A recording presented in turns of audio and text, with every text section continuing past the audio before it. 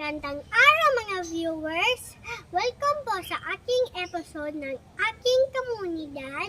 Ako po si Amel Viviana Sala Charvet na uulat sa Vista Verde Phase 7. Aking pamilya ay sina Christian, Erica, Erin, Amel at si Ellie. Nakatira dito simula 2017. Aking komunidad ay napalilibutan ng mga gusali at mga bahay at mga puno. Ang namumuno ang aking komunidad ay si Ricardo Licop. Well, paano mo mapapahalagahan ang iyong komunidad?